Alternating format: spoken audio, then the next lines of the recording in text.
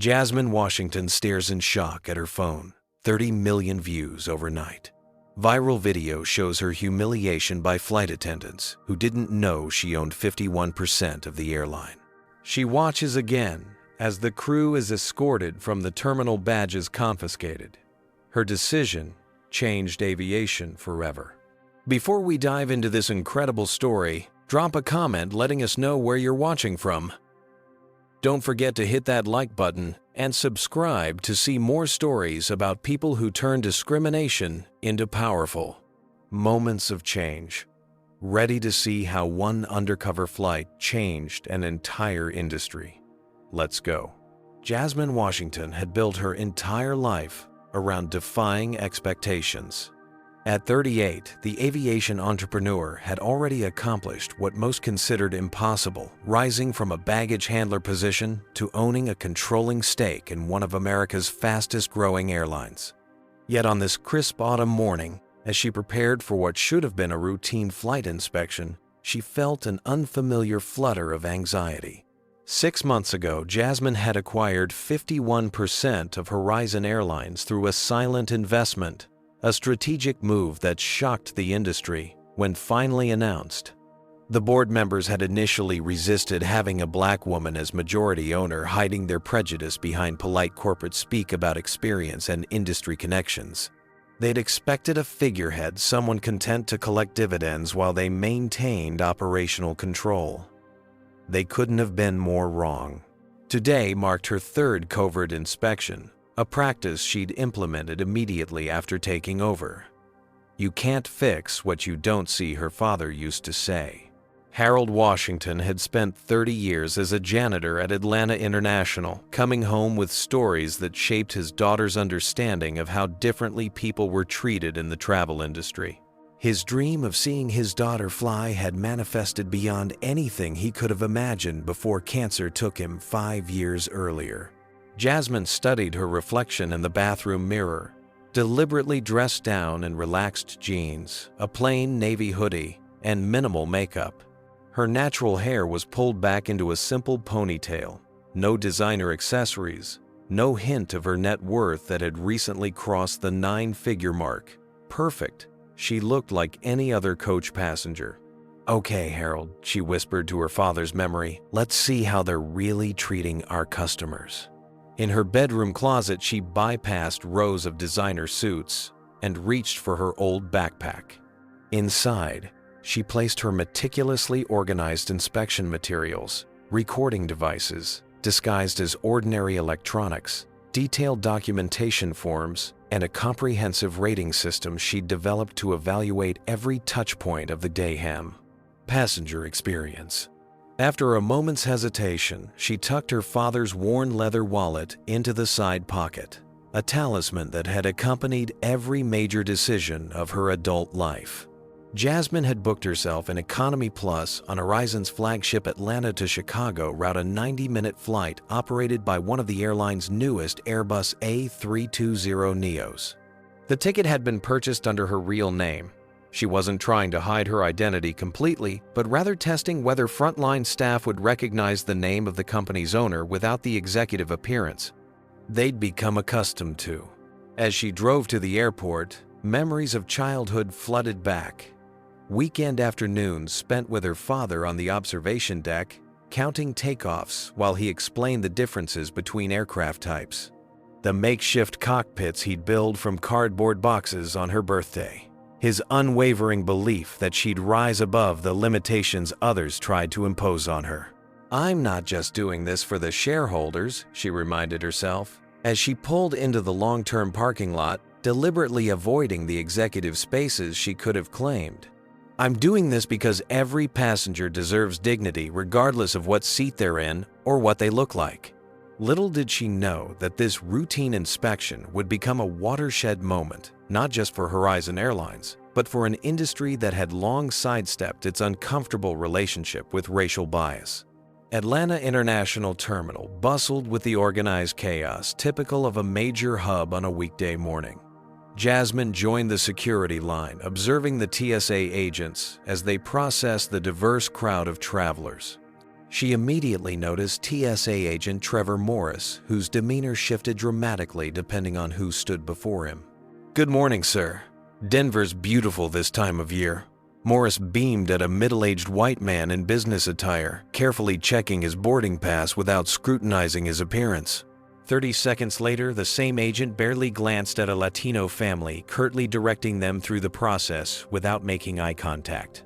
When an elderly South Asian couple struggled to understand his rapid-fire instructions, his impatience was barely concealed.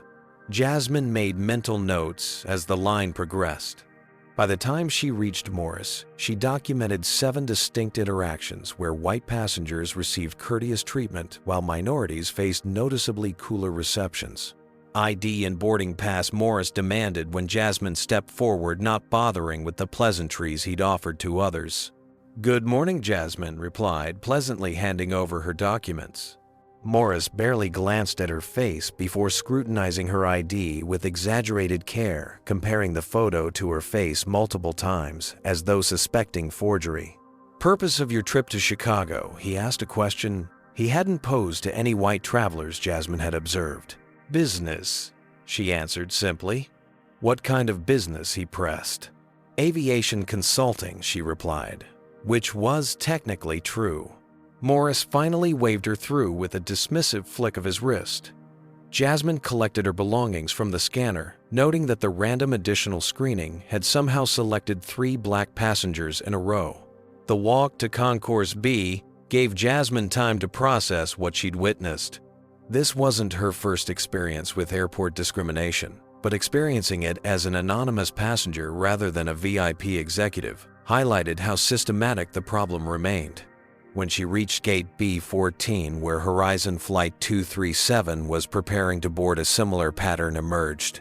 Gate agent Rebecca Simmons greeted passengers with varying levels of enthusiasm that corresponded directly to their appearance and perceived social status. "We'll be boarding our premium cabin and elite status members shortly," Rebecca announced over the PA system, her voice professionally cheerful.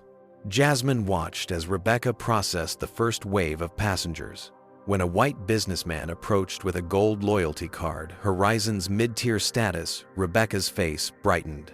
"Mr. Peterson, I see we have a middle seat for you in row 15. Let me check if there's something more comfortable available." Rebecca offered unprompted, quickly upgrading him to an exit row window. Moments later, a black woman in a business suit presented her boarding pass, along with an executive platinum card, the airline's highest status level. Jasmine recognized Dr. Elaine Bennett, a prominent neurosurgeon who frequently appeared in medical journals. "Boarding Group 2 will be called shortly," Rebecca stated, flatly returning Dr. Bennett's documents without checking for upgrade possibilities or offering the courtesies extended to lower-tier white passengers. When Rebecca stepped away from the desk momentarily, Jasmine overheard her speaking to another gate agent. "We've got a lot of them on this flight," Rebecca murmured, with a meaningful glance towards several black passengers in the waiting area. "Chicago route always does." The other agent nodded knowingly. "Gonna be a long one." Jasmine felt her pulse quicken. The coded language was unmistakable to anyone who'd experienced it, though carefully calibrated to maintain deniability if challenged. For a moment, Jasmine considered approaching the desk and revealing her identity. One flash of her executive credentials would transform Rebecca's dismissive attitude into fawning deference. The temptation to witness that reversal was strong, but it would defeat the purpose of her inspection. Instead, she quietly documented the interaction in the Notes app on her phone, adding timestamps and specific details. If this was happening at her airline's flagship hub with her name on the manifest, what were passengers experiencing on routes she wasn't monitoring? When boarding finally began, Jasmine deliberately waited for the final group to be called. She wanted to observe the entire process, from premium passengers to basic economy. The pattern continued: warm personal interactions with white passengers, professional but cold efficiency with passengers of color. As she finally stepped toward the jet bridge, Jasmine steeled herself. If the ground experience showed this level of disparity, what awaited her on board Horizon Airlines Flight 237? "Welcome aboard," said lead flight attendant Meredith Phillips, her smile vanishing the moment her eyes met Jasmine's. The greeting came out flat and perfunctory, a stark contrast to the warm welcome extended to the white passengers who had boarded before her.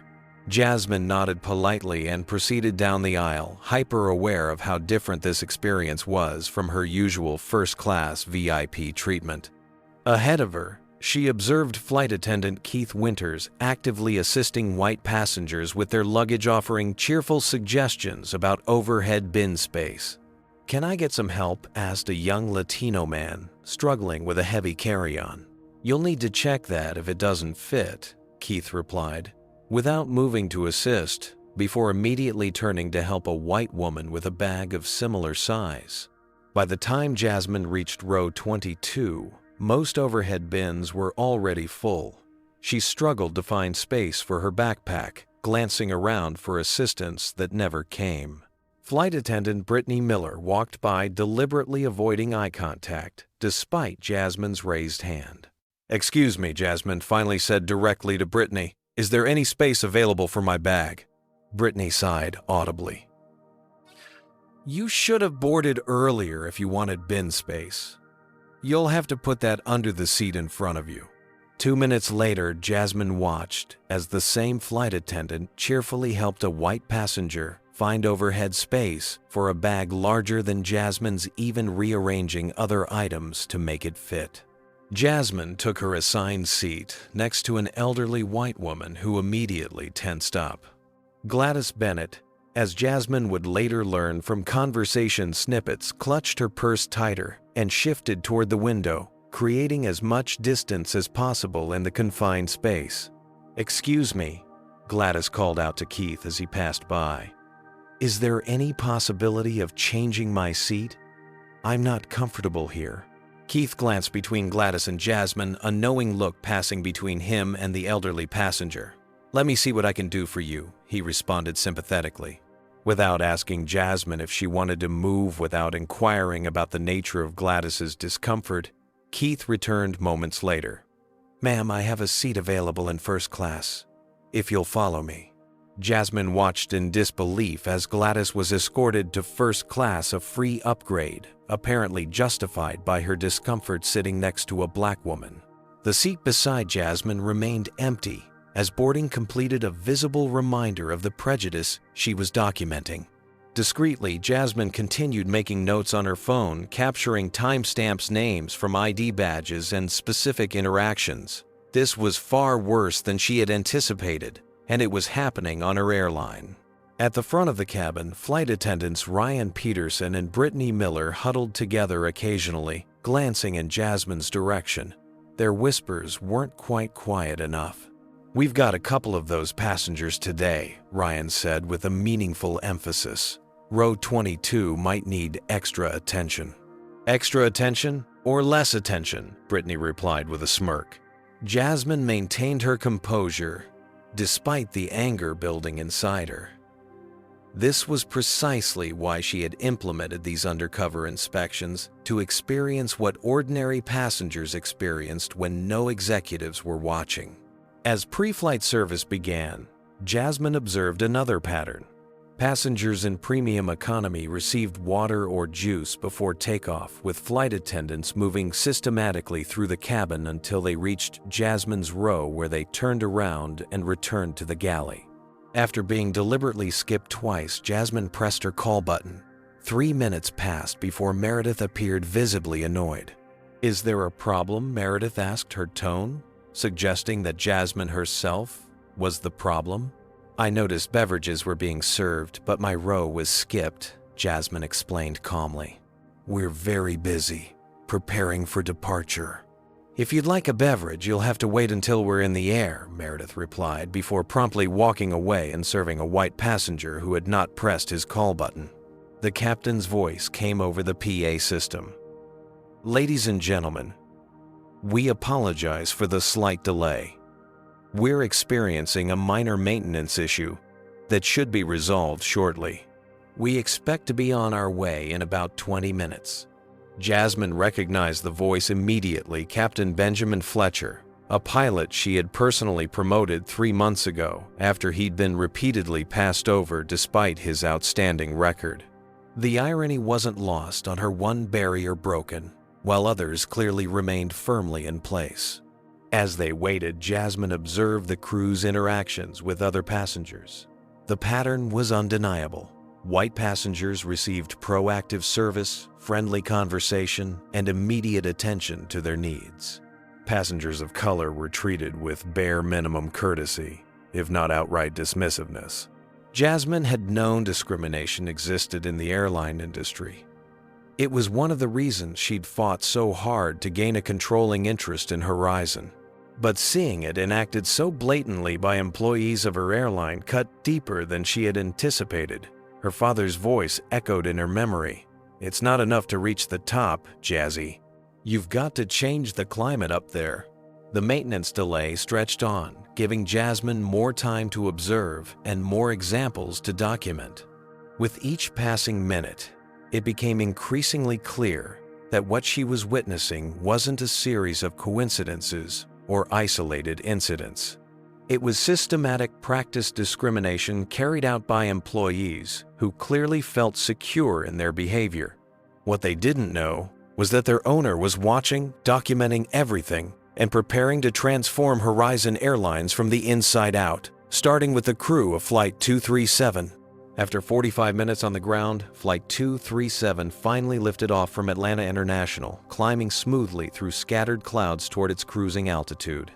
The fasten seatbelt sign dinged off, and the cabin crew began their service preparations. "Would you prefer still or sparkling water? Perhaps a glass of wine?" Brittany asked a white passenger across the aisle from Jasmine, her customer service smile firmly in place. The beverage cart moved methodically down the aisle, with Keith and Brittany working in practice tandem. Jasmine noticed they engaged warmly with white passengers, suggesting drink options and offering snacks proactively. When they reached passengers of color, the interaction became transactional at best, with minimal eye contact and no suggestions or pleasantries. When the cart finally reached Jasmine's row, Brittany leaned across to serve the passenger in the aisle seat, completely ignoring Jasmine. "Excuse me," Jasmine said politely. "Could I get some water, please?" Brittany glanced at her as though noticing her for the first time. "We'll come back," she said dismissively, already moving the cart forward. "I've been waiting while you've served everyone else." Jasmine persisted, her tone remaining professional but firm. "I'd like some water now, please." Brittany's expression hardened. With deliberate slowness, she poured water into a plastic cup, the contempt evident in her movements. As she extended the cup toward Jasmine, her hand slipped, spilling cold water across Jasmine's lap. "So sorry," Brittany said, not sounding sorry at all. She tossed a cocktail napkin barely larger than a postage stamp onto Jasmine's soaked jeans before quickly moving the cart forward. As Jasmine dabbed ineffectually at the spreading water stain, she heard Brittany whisper to Keith, "Some people are just never satisfied." The white tech executive, seated diagonally across from Jasmine Wilson Hayes, according to the briefcase beside him, had been watching the interaction with increasing discomfort. Their eyes met briefly, his expression conveying apologetic embarrassment at witnessing such treatment. "Excuse me, Jasmine," called to Meredith, who was passing through the cabin. "I'd like to file a complaint about how I've been treated during this flight." Meredith's demeanor immediately shifted to defensive hostility. "If you have a complaint, you can submit it through customer service after we land." "I understand, but I'd like to document this now. Do you have a complaint form available on board?" "We're in the middle of service," Meredith replied curtly. "I don't have time for this." Jasmine nodded, reaching for her laptop. "Then I'll document it myself." She powered on her computer connected to the aircraft's Wi-Fi and began accessing some business documents she needed to review anyway. The airline's own promotional materials highlighted in-flight Wi-Fi as a feature, encouraging passengers to stay productive at 3,000 feet. Less than 2 minutes later, Meredith returned, hovering over Jasmine's seat. "You need to stow that electronic device," she demanded.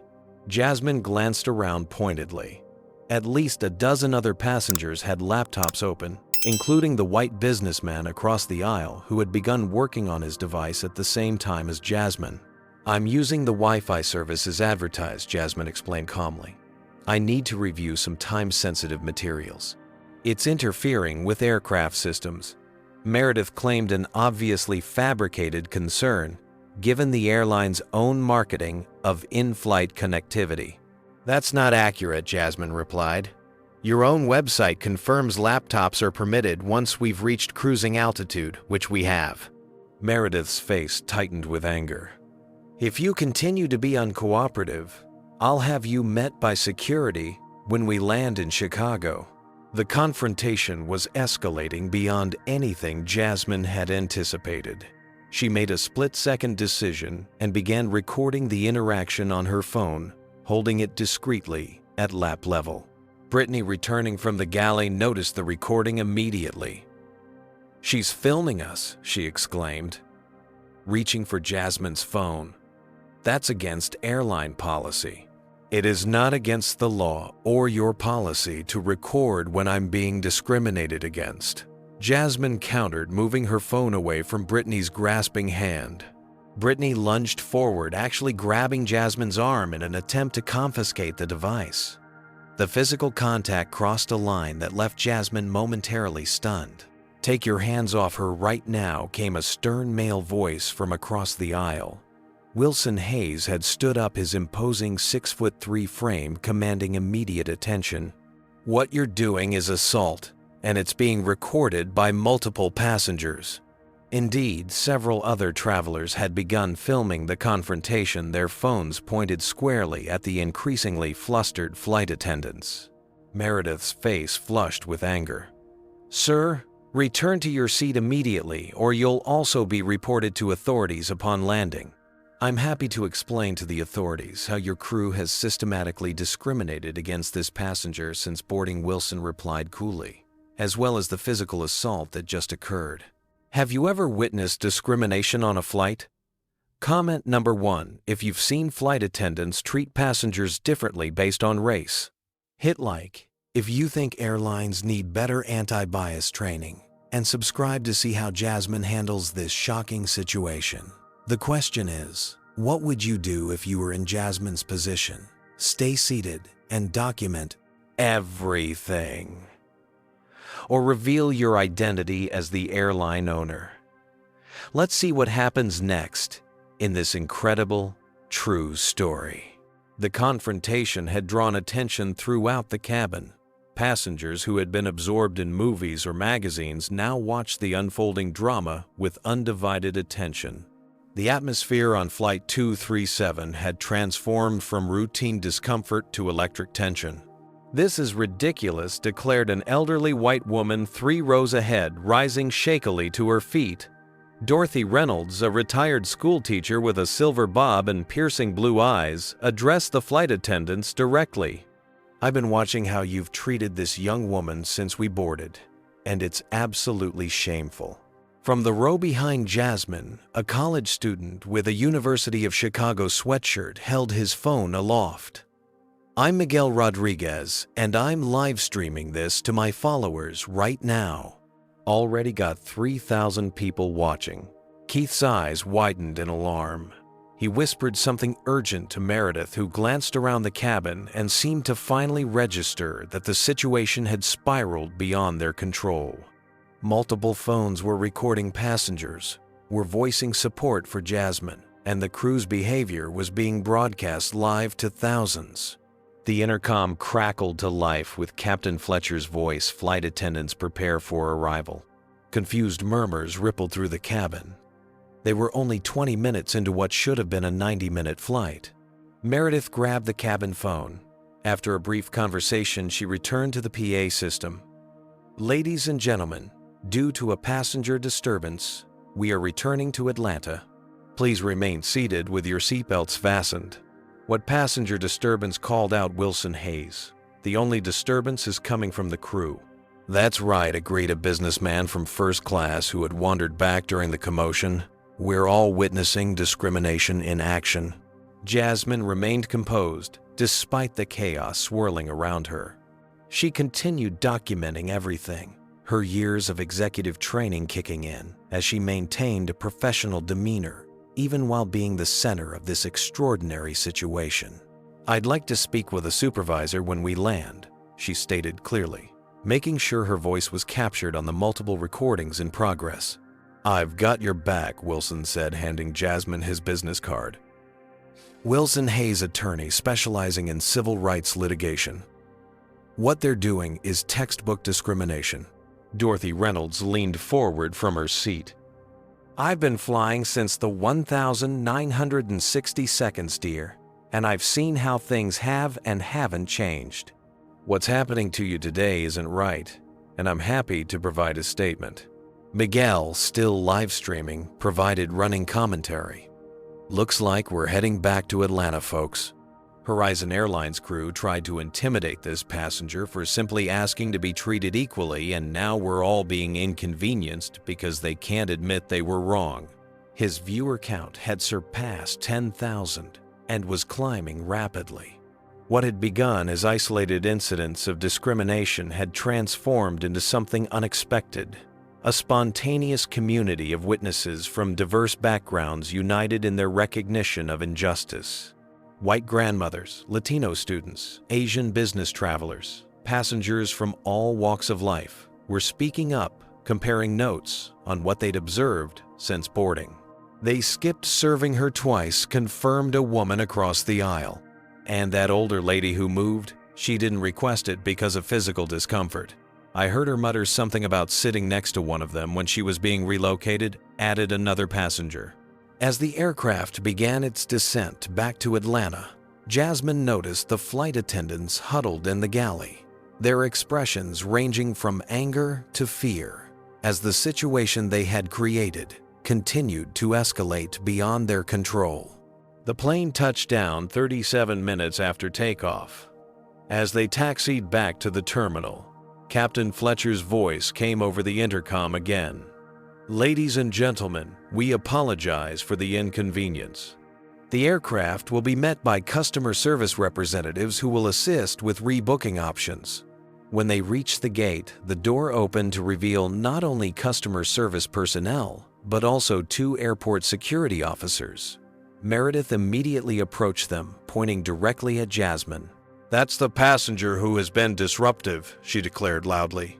"She refused to comply with crew instructions and created an unsafe environment." Security Officer Raymond Davis, an African-American man with 20 years of experience, approached calmly. "Ma'am, can you explain what happened?" Before Jasmine could respond, multiple passengers spoke up simultaneously. "She's lying.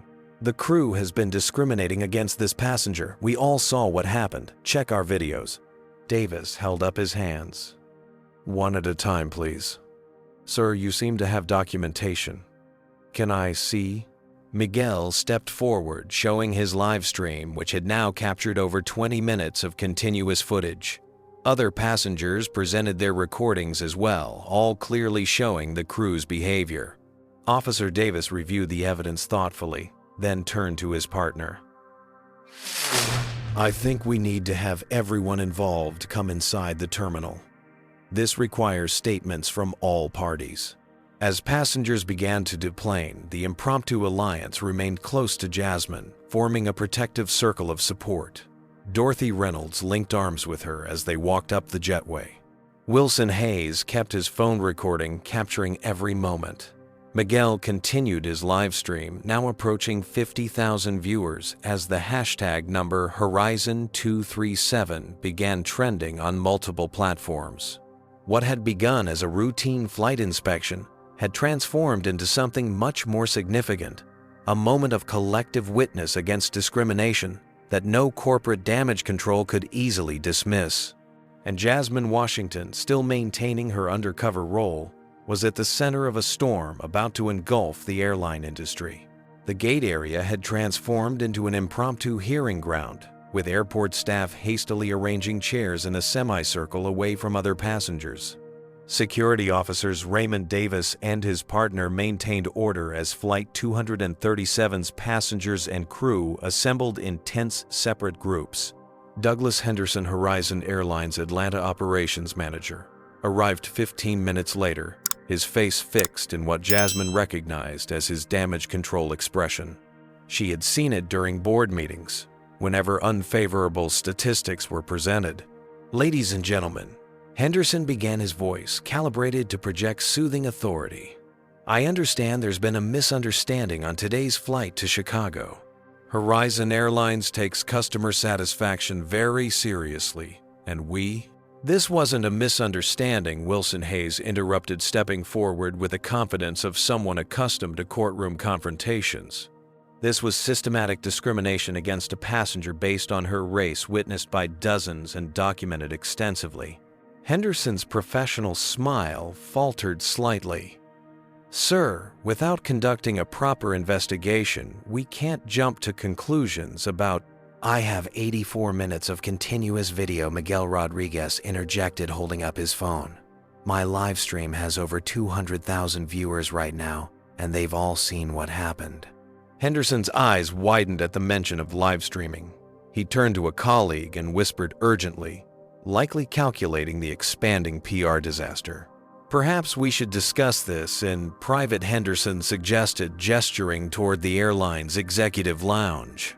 "No," Jasmine spoke clearly, standing her ground. "Everything that happened on that flight happened in public. This discussion should remain public as well." For the next 20 minutes, passengers recounted their observations. Jasmine being deliberately skipped during beverage service, the water spilling incident, the fabricated electronics policy, the physical attempt to confiscate her phone. With each testimony, the flight crew's expressions grew more desperate. "These are isolated incidents, being misinterpreted," Meredith insisted, though her voice lacked conviction. Henderson, recognizing the overwhelming evidence, shifted to damage control. "While we investigate these serious allegations, Horizon Airlines would like to offer each of you travel vouchers for the inconvenience today." "Vouchers don't address discrimination," Dorothy Reynolds stated firmly, her teacher's voice cutting through the bureaucratic maneuvering. "This young woman deserves a proper apology and assurance that changes will be made." Henderson turned to Jasmine with rehearsed sympathy. "Miss Washington, we sincerely apologize for any negative experience you've had today. I can assure you that Horizon Airlines does not tolerate discrimination of any kind. However, if you persist with these accusations, you should know that making false claims against our airline could result in you being banned from future Horizon flights." The thinly veiled threat hung in the air. Jasmine looked around at the faces of passengers who had stood up for her, at Miguel, still live streaming, at Wilson Hayes, who had placed his business card on the counter between them. The moment had come. Jasmine reached into her backpack and removed a slim leather portfolio, embossed with the Horizon Airlines logo, the executive credential kit given only to C-suite officers and board members. She placed it on the counter and opened it, revealing her photo ID, business cards, and ownership documentation. "Douglas," she said calmly, "I don't think banning me from Horizon flights would be in the company's best interest, considering I own 51% of it." The revelation landed like a thunderclap. Henderson's face drained of color as he examined the credentials, recognition and horror dawning simultaneously. "Ms. Washington, we didn't recognize." Meredith leaned forward, squinting at the ID badge, her expression transforming from defiance to shock. Keith and Brittany stood frozen, the implications of their actions crashing down upon them. Miguel, still live streaming, captured the entire moment. "Oh my God, you guys. The passenger they've been discriminating against is literally the owner of the airline. This is insane." The live stream chat exploded, viewer count now approaching 500,000 as the story spread across social media platforms at lightning speed. "I've been conducting customer experience inspections," Jasmine explained, her voice steady and authoritative. flying as a regular passenger to assess how our team members treat customers when they think no executives are watching. She turned to face the assembled passengers. What I experienced today, what you all witnessed and stood against, is unacceptable. Not just on my airline, but on any airline in any business anywhere. Henderson fumbled for his phone, frantically dialing corporate headquarters. Sir, we have a situation. Yes, she's here. No, we didn't know. She was flying coach. Yes, sir, immediately. Jasmine took control of the situation with the practiced ease of someone accustomed to running boardrooms. Douglas, effective immediately, every crew member involved in today's incident is suspended pending a full investigation. She turned to the security officers. Officer Davis, I'd appreciate it if you would escort these team members to HR for processing. Their badges should be confiscated until our investigation is complete. Davis nodded professional, but unable to completely hide his satisfaction at the turn of events. This isn't fair, Brittany protested. We were just following procedures. Which procedures specifically authorize deliberately skipping passengers during service? Physical contact to confiscate recording devices or fabricating electronics policies, Jasmine countered. I'd be very interested to see those written procedures as they directly contradict our published customer service guidelines. Henderson, still reeling from the revelation, attempted to salvage his own position. Miss Washington, had we known you were on board, we would have treated me with basic human dignity. Jasmine completed his sentence. The problem, Douglas, is that every passenger deserves that dignity, not just the airline's owner. That's exactly why I was traveling incognito to experience what our everyday passengers experience. She addressed the gathered crowd. To everyone on Flight 237, I apologize for what you experienced and witnessed today. Horizon Airlines will fully refund your tickets, provide accommodation for those who need it, and rebook you on tomorrow's flights with upgraded seating. Turning back to Henderson, she continued, I'll be convening an emergency board meeting this afternoon. I expect you to provide complete passenger manifests, crew records, and all complaint histories for the staff involved. Miguel's live stream captured it all, his commentary unnecessary, as the scene unfolded with cinematic justice. Dorothy Reynolds wiped away tears of vindication. Wilson Hayes stood with arms crossed, a satisfied smile on his face. As Henderson hurried away to make arrangements, Meredith, Keith, and Brittany were escorted from the terminal, their crew badges collected by security personnel. The public humiliation of their exit was captured from multiple angles by passengers' phones, cementing what would become one of the most viral moments in corporate accountability history. Miss Washington Wilson Hayes approached her. As the crowd began to disperse, what you did today goes beyond one airline or one incident. You've created a watershed moment for consumer rights and anti-discrimination efforts. Jasmine nodded, the weight of the moment settling on her shoulders.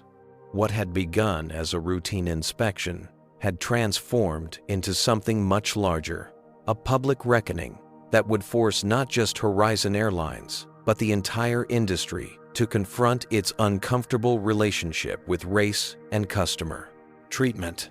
As she gathered her belongings to head to corporate headquarters, Jasmine paused to touch her father's wallet in her pocket. We're changing the climate, Dad, she whispered. Just like you always said we would. 3 hours after Flight 237 returned to the gate, Horizon Airlines' executive boardroom vibrated with tension. Senior vice presidents and directors sat rigidly around the polished mahogany table, eyes fixed on their laptops, displaying the viral catastrophe unfolding across social media. Number Horizon discrimination and number Jasmine Washington were the top trending topics nationally, with the live stream footage approaching 3 million views and climbing. The door swung open, and conversation ceased instantly as Jasmine Washington entered. Gone was the casual attire from her flight. She now wore a perfectly tailored charcoal suit that projected the authority of her position. The executives rose reflexively an instinctive acknowledgement of the power dynamics that had shifted dramatically since morning. "Sit down," Jasmine said quietly, her composed demeanor more intimidating than any display of anger. "We have a lot to address." Chief Marketing Officer Bradley Thompson was the first to speak, his voice tinged with barely disguised panic. "Miss Washington, our PR team, has drafted a statement expressing regret for the misunderstanding and understanding." "There was no misunderstanding," Jasmine interrupted, placing her phone on the table. She played a brief clip from her own recordings, showing Meredith deliberately skipping her during the beverage service while serving white passengers on either side. "This is discrimination, plain and simple." She continued, switching to another clip of Brittany's physical attempt to grab her phone. "And this is assault. Both occurred on my airline, perpetrated by employees wearing our uniform, representing our brand." Chief Financial Officer Nathan Blackwell cleared his throat. "The stock has already dropped 8% in after-hours trading. We need to contain this immediately." "Contain," Jasmine repeated, arching an eyebrow. "That's exactly the mentality that created this situation. Containing problems rather than solving them." She connected her laptop to the room's display system, projecting a comprehensive document titled Horizon Airlines Discrimination Incident Analysis. Despite the chaos of the day, she had already compiled detailed notes, timestamps, witness statements, and a preliminary action plan. This was not an isolated incident, Jasmine explained, advancing through meticulously organized slides. "In the 3 hours since this occurred, our customer service database has identified 27 similar complaints against the same crew members over the past 6 months. All were classified as were solved after cursory investigation." Human Resources Director Patricia Collins shifted uncomfortably. Those complaints didn't rise to the level requiring executive attention. Because they were deliberately buried, Jasmine finished displaying internal emails, showing Patricia instructing her team to minimize escalation of subjective complaints that couldn't be substantiated. 27 complaints against the same crew, all from passengers of color, all dismissed as unsubstantiated, despite similar patterns. That's not coincidence, Patricia. That's negligence at best, complicity at worst. Patricia's face flushed with indignation. "Are you accusing me of—" "I'm firing you," Jasmine stated flatly. "Effective immediately. Your responsibility was to ensure our employees uphold our values and treat all passengers with dignity. You failed spectacularly." A stunned silence fell over the room. Executive terminations typically involved private conversations, generous severance packages, and carefully worded announcements. This public dismissal signaled that business as usual had ended at Horizon Airlines. "Security will escort you to clear your office," Jasmine continued. "Your access credentials have already been deactivated." As Patricia gathered her belongings with shaking hands, Jasmine addressed the remaining executives. "This isn't just about one HR director or one flight crew. This is about a culture that permitted discrimination to flourish unchecked." She moved to the next slide, revealing a comprehensive anti-bias training protocol that stunned the room with its scope and detail. "This wasn't created today. I've had this ready for months, waiting for the right moment to implement it. I didn't expect that moment to arrive through my own experience of discrimination, but here we are." The plan outlined mandatory training for all 12,000 Horizon employees, from baggage handlers to the C-suite. It included independent auditors conducting regular undercover assessments, revised complaint procedures with direct executive oversight, and financial incentives tied to customer experience metrics across all demographic groups. "This will cost millions," protested VP of Operations Gregory Winters. "Between the training, the systems overhaul, and the PR damage control, the cost of not doing it is higher," Jasmine countered. "Today it was me experiencing discrimination. Yesterday It was 27 other passengers whose complaints were ignored. How many customers have we already lost who simply chose never to fly with us again? How many shared their negative experiences with friends and family? She advanced to a slide showing financial projections. Companies with strong diversity and inclusion practices outperform their peers by 36%. This isn't just morally right. It's good business. Several board members exchanged glances, weighing their options. Martin Reynolds, the senior-most director, leaned forward. "While I appreciate your passion, Miss Washington, as board members, we need to consider whether such a dramatic response is warranted. Perhaps a more measured approach." "I hold 51% ownership," Jasmine reminded him calmly. "This isn't a vote. This is me, informing you of decisions already in motion." She distributed printed copies of a press release scheduled for distribution in 1 hour, announcing the termination of the entire Flight 237 crew, the suspension of gate agent Rebecca Simmons, pending investigation, Patricia Collins' dismissal, and the implementation of the comprehensive anti-bias initiative. "What about Henderson?" asked Chief Operations Officer Stephanie Chen, referring to the Atlanta operations manager who had threatened to ban Jasmine from flights. "He's not mentioned here." "Douglas is being demoted, not terminated," Jasmine explained. "He'll be participating in our new training program as both student and eventually instructor. His experience today will make him particularly effective in that role, I believe." As the implications sank in the mood and the boardroom shifted from resistance to resignation, and in some cases cautious support, a few executives began offering suggestions to strengthen the initiative, recognizing that Jasmine's vision would proceed with or without their input. "We're holding a press conference tomorrow morning at 9, Jasmine announced. "I expect every person in this room to attend, demonstrating unified commitment to transforming our company culture." Before anyone could respond, her phone chimed with a news alert. Major competitors were already issuing statements about their own anti-discrimination policies, scrambling to avoid similar scrutiny. "This isn't just about Horizon anymore," Jasmine observed, displaying the alerts on the main screen. "This is about an industry being forced to confront its uncomfortable history with race and customer treatment." As the meeting concluded, Jasmine remained in the boardroom alone, finally allowing herself a moment to process the day's events. What had begun as a routine inspection had catalyzed a movement that extended far beyond one airline or one incident. Her phone rang. Wilson Hayes, the attorney who had stood up for her on the flight. "Miss Washington," he began, "I've received calls from 7 major news networks wanting interviews. Your story has struck a chord that's resonating across the country." "This was never about me," Jasmine replied. "This is about changing systems that have disadvantaged people of color for decades. Precisely why I'm calling," Wilson continued. "Would you be interested in collaborating on federal legislation, establishing passenger rights protections, specifically addressing discrimination in transportation?" Jasmine smiled. Her father would have loved this development. "Send me a proposal," she said. "I think we're just getting started."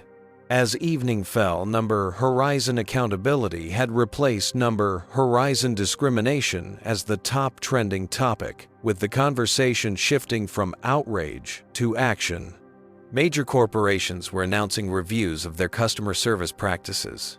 Civil rights organizations were citing Jasmine's experience and calls for industry-wide reform. What Flight 237's crew couldn't have known that morning was that their discriminatory actions toward one passenger would not only cost them their jobs, but would catalyze a transformation that would ripple through an entire industry, all because they had chosen the wrong passenger to discriminate against. 1 week after the Flight 237 incident, Jasmine Washington stood before 300 new Horizon Airlines employees in the company's freshly renovated training center. The wall behind her displayed the airline's new tagline, "Equal Skies for All." "Welcome to day 1 of your journey. With Horizon." Jasmine began, her voice carrying through the auditorium without need for the microphone. Each of you is joining a company in the midst of profound transformation. What happened last week wasn't just a PR crisis or an isolated incident. It was a necessary awakening. The new hires, a visibly diverse group representing a broad spectrum of backgrounds, listened attentively. Many had applied specifically because of the changes Jasmine had implemented, drawn to a company publicly committed to addressing discrimination head-on. Today, we're introducing protocols that will soon become the gold standard across the aviation industry. She continued, gesturing toward screens, displaying the comprehensive anti-bias framework. These aren't suggestions or guidelines, they're fundamental requirements for working at Horizon Airlines. The new protocols included mandatory quarterly blind testing, where executives would fly as regular passengers from diverse demographic backgrounds, reporting systems that flagged patterns of complaints rather than treating each as an any-whenser. Isolated incident and financial incentives tied directly to equitable customer satisfaction scores across all passenger demographics. As Jasmine outlined each component, her phone buzzed with a notification. Keith Winters, one of the fired flight attendants, had filed a wrongful termination lawsuit claiming he was being scapegoated for following standard industry practices. Her legal team had anticipated this. The extensive documentation, multiple witness statements and video evidence made the case virtually unwinnable. But the lawsuit represented the resistance to change that still permeated parts of the industry. Some of you may have seen the news about litigation from former employees Jasmine addressed, directly refusing to shy away from controversy. Let me be clear. Discriminatory behavior is not and will never again be a standard practice at this airline, regardless of what occurs elsewhere in the industry. She advanced to the next slide, showing Wilson Hayes, the attorney who had defended her on Flight 237. I'm pleased to announce that Mr. Hayes has accepted the position of Civil Rights Compliance Officer, a new C-suite role with direct reporting lines to me and the board. Wilson stood to appreciative applause. His appointment had raised eyebrows among industry traditionalists, but had been widely praised by civil rights organizations and business ethics experts as a concrete step beyond typical corporate damage control. Additionally, Jasmine continued, we've established a customer experience advisory board comprised of diverse frequent flyers who will provide regular feedback on our service quality. The screen displayed the advisory board members, including Dorothy Reynolds, the elderly teacher who had stood up for Jasmine on the flight. At 78, Dorothy brought decades of travel experience and a lifetime of observing how service differed based on a passenger's appearance. Some of you may recognize Miguel Rodriguez. Jasmine gestured toward a young Latino man entering from stage left. Miguel's live-stream documentation of discrimination aboard Flight 237 has been viewed over 30 million times. I'm delighted to announce he's joining our marketing department as Digital Advocacy Coordinator. Miguel smiled somewhat shyly at the applause. His social media savvy and commitment to transparency made him an unconventional but powerful addition to the corporate team. As the presentation continued, Jasmine observed the reactions across the room. Most new hires appeared genuinely enthusiastic about the changes, while a few seemed skeptical but willing to adapt. Only one or two showed the thinly veiled resistance she had grown accustomed to identifying in her years navigating corporate aviation. Behind-the-scenes implementation hadn't been without challenges. Some veteran employees resisted the new training requirements, claiming they were already unbiased and didn't need additional education. A contingent of middle managers worried that the emphasis on equity would somehow compromise efficiency or profitability. Concerns Jasmine addressed directly with data showing that inclusive businesses outperform their peers consistently. These changes aren't just about avoiding another viral incident, she emphasized. They're about building the airline my father always dreamed of when he worked as a janitor at Atlanta International, watching travelers being treated differently based on their appearance. She shared a photograph of Harold Washington in his airport uniform. standing proudly beside a much younger Jasmine on a rare take your daughter to work day. Many in the audience visibly connected with this personal dimension of her mission. My father used to tell me, "Someday you'll change things, Jazzy." He didn't live to see me acquire ownership of Horizon, but his vision guides everything we're doing today. After the presentation, Jasmine reviewed the latest metrics with her executive team. Advance bookings had initially dropped following the incident, but had rebounded significantly after the comprehensive response was announced. Customer service scores were already showing improvement, particularly among minority passengers who reported feeling a tangible difference in how they were treated. Not every indicator was positive, however.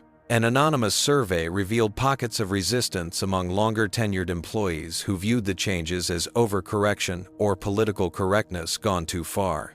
Addressing this resistance without creating a witch hunt atmosphere remained a delicate challenge.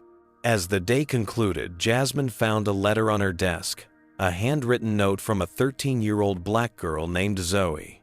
"Dear Miss Washington, I saw what happened to you on that airplane and how you changed everything afterward. I've always wanted to be a pilot but was afraid I wouldn't be accepted. Now I'm asking my parents for flying lessons. Thank you for showing me the sky has no limits. Sincerely, Zoe Daniels." Attached was a childish drawing of a Horizon Airlines plane with a young black pilot in the cockpit. Jasmine immediately authorized the creation of the No Limit Scholarship Program for minority students pursuing aviation careers with Zoe Daniels, named as the first recipient. The industry transformation she had catalyzed would extend far beyond customer service protocols into the fundamental question of who got to participate in aviation's future.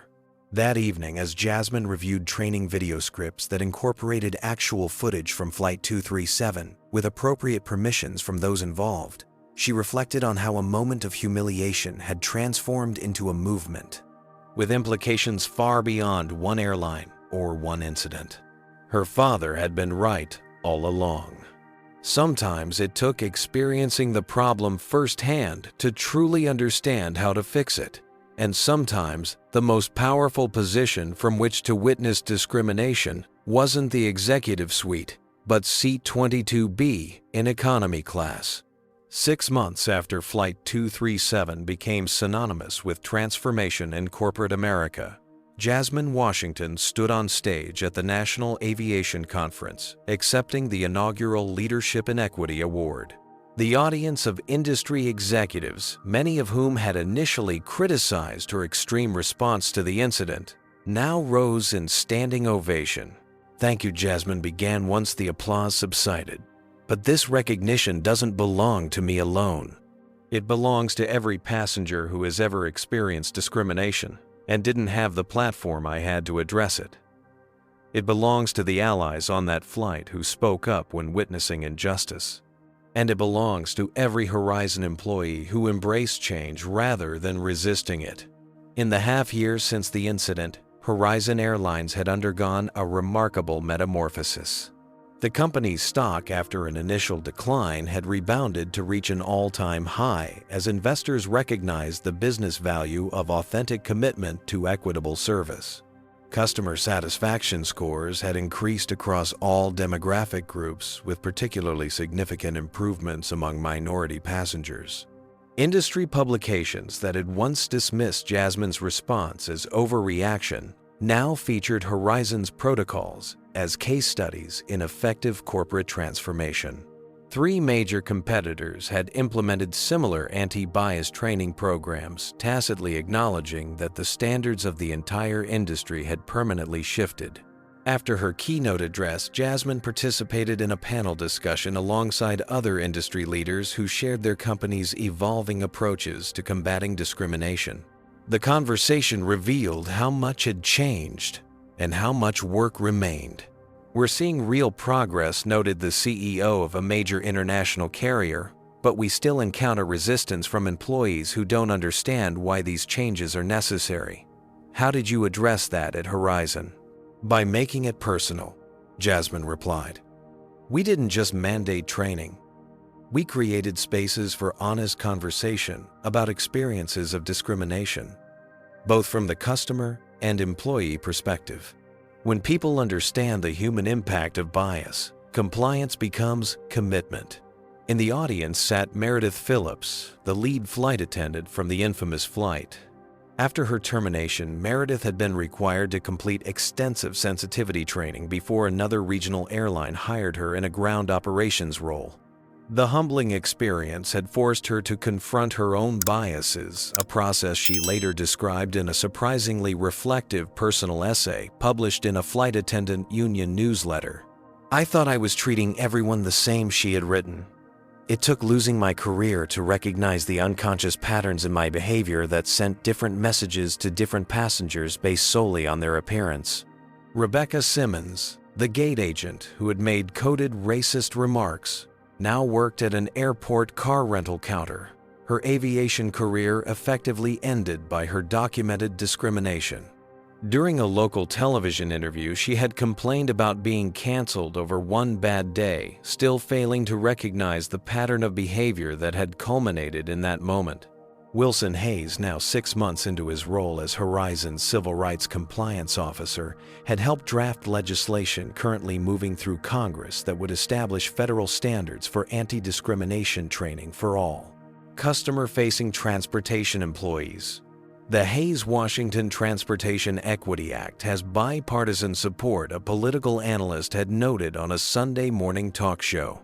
It represents a rare moment of consensus that equal treatment in public transportation is neither a left nor right issue, but a fundamental American value.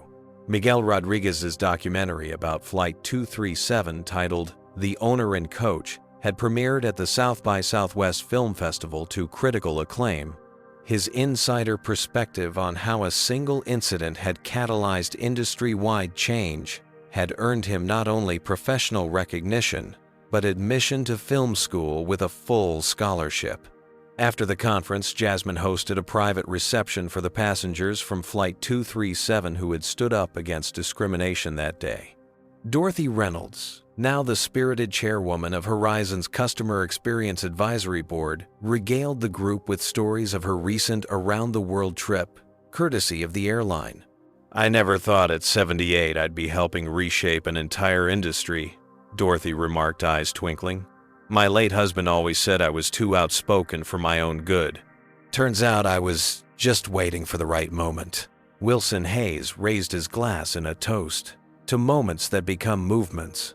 The gathering represented the personal connections that had emerged from a shared experience of witnessing and confronting injustice. What had begun as a routine flight had forged bonds that transcended the usual transactional nature of air travel. 2 years after Flight 237, at the ribbon-cutting ceremony for Horizon's new terminal at Atlanta International Airport, Jasmine unveiled the name that would grace the building the Harold Washington Terminal named after her. "Father, my dad cleaned these floors for 30 years. Jasmine told the assembled crowd, her voice thick with emotion. He watched how differently people were treated based on their appearance, and he dreamed of a day when that would change. He didn't live to see his name on this building, but his vision lives in every passenger who walks through these doors and receives the dignity they deserve." Dorothy Reynolds, now 80, cut the ceremonial ribbon with a flourish, officially opening the terminal that would serve as a physical reminder of how one moment of discrimination transformed into a legacy of equality. Later that afternoon, Jasmine boarded a Horizon flight bound for Chicago, deliberately choosing a seat in coach. It wasn't an inspection this time, just a CEO who occasionally preferred sitting among the customers her company served. As she settled into 22B, the same seat number from that fateful day, a young black flight attendant leaned down slightly. "Thank you," she whispered simply, before continuing her professional courteous greeting of every passenger, regardless of appearance. Jasmine smiled, gazing out the window as the aircraft taxied toward the runway. Her father's words echoed in her memory. "The sky has no limits, Jazzy." Looking at how far they had come, and the boundless possibility of where they might go, she knew he had been right all along. Have you ever witnessed someone turning discrimination into positive change? What would you have done if you were in Jasmine's position? Comment below with your thoughts. And don't forget to like this video if you found Jasmine's story inspiring. Subscribe to our channel for more stories about people who transformed negative experiences into powerful movements for change. Thank you for watching. And remember, sometimes the greatest changes come from the most unexpected moments. This powerful story reminds us that discrimination often thrives in environments where accountability is lacking. Jasmine's experience shows that witnessing bias firsthand creates understanding that reports and statistics alone cannot provide. True leadership means experiencing the reality of those you serve rather than remaining isolated in executive privilege. When discrimination occurs, documentation and witnesses prove crucial. Miguel's livestream and passenger testimonies created undeniable evidence that couldn't be dismissed as misunderstanding. The spontaneous community that formed on Flight 237 demonstrates how speaking up against injustice inspires others to do the same, creating collective power where individuals might feel helpless. Meaningful change requires both personal courage and systemic overhaul. Jasmine used her unique position to implement new policies, training, and accountability measures that transformed not just one airline, but an entire industry. Perhaps most importantly, this story illustrates how positions of authority carry responsibility to create environments where dignity is universal, not conditional on appearance or status.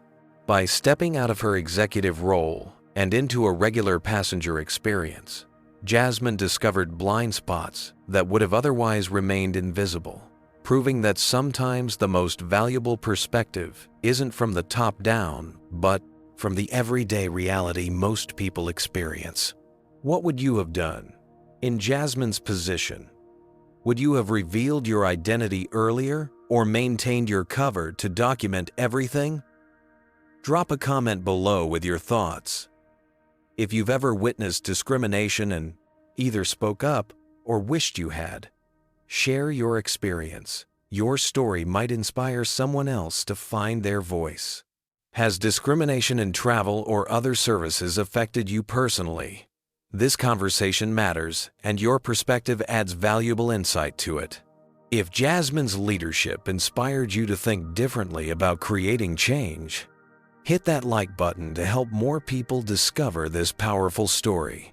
Subscribe to our channel for more real-life accounts of people who transformed negative experiences into positive change. And please share this video with friends, family, or colleagues who need to understand how everyday discrimination impacts real people. Thank you for watching. And remember, sometimes the most powerful position from which to witness injustice isn't from the executive suite, but from the everyday experiences that connect us all as human beings.